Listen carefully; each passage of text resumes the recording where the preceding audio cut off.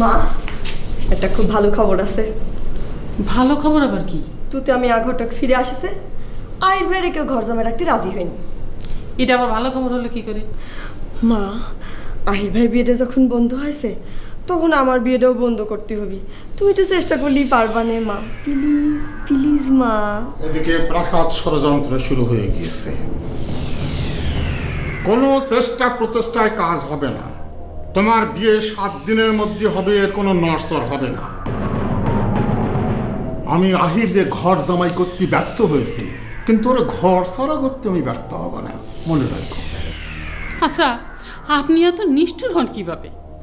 কত করে বললাম যে মেয়েটা যারে পছন্দ করে তার সাথে ওর বিয়ে দেওয়া উচিত।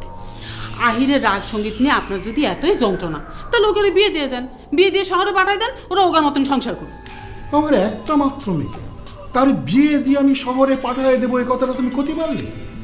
আরে সেটা পারবো না বলেই ঘর জামাইয়ের শর্তে আমার বড় বাবুর ছেলের সাথে তার বিয়ে ঠিক করে রেখেছি। দেখো আসুক, আমি যা করতেছি আমার করতে দাও, তার মধ্যে তুমি তোমার বেসাইজ না একটা গলা না। আচ্ছা ঠিক আছে, গলালাম না, কিন্তু কি একটা কথা আপনি আমাদের বুঝাই কন। আপনি যদি 7 দিনের মধ্যে চাঁদনির বিয়ে দিয়ে দেন, তাহলে পরে আহিরের ঘর ছাড়া করার কি দরকার? আশ্চর্য কথা, তারে ঘর ছাড়া করার প্রধান কারণ হচ্ছে আমাদের শ্রবণ শক্তি প্রোটেকশন করা। তোমার এক কথা 10 বার ক্ষতি হয়। আমি চাই কুলসুম ভাবির সাথে বিয়ের বিষয়টা একটু ফয়সলা করে আসি। মা, আব্বারে ঠেকাও, আহির বাইরে গিরাম তারা করতে যাচ্ছে, ঠেকাও মা। আমি আর কি বলবো? আর কিছু বলতে গেলে আমারে ঘর ছাড়া করবে না। যাক, এখন একটাই পথ খোলা আছে, তোমার ছেলেরে অন্য কোথাও পাঠায় দাও। 1 বছর লাগুক 2 বছর লাগুক, সেখানে ভ্যাবানী সঙ্গীত শিক্ষা শেষ করে গ্রামে ফিরতে বলো। ওরে এখন আমি কনে পাঠাবো? ইরাম তো কোনো জায়গা নেই যেখানে ওরে পাঠায় আমি নিশ্চিন্ত থাকতে পারবো। আমি তো কোনো পথ দেখছি না। পথ না দেখলেও একটা কিছু জরুরি ভিত্তিতে করতে হবে।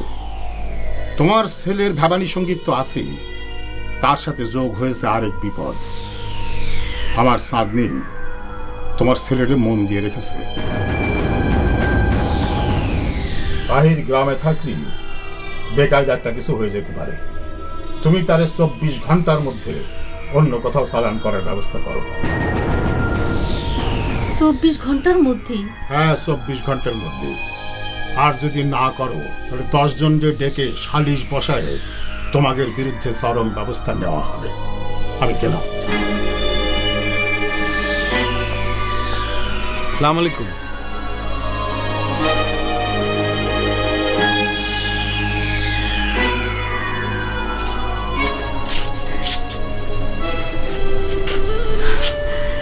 আমি সব কথা শুনেছি আম্মা। 24 ঘন্টার মধ্যে আমি তোরে কনে পাঠাবো? আমাদের তো তেমন কেউ নাই। এখন কি হবে বাপ?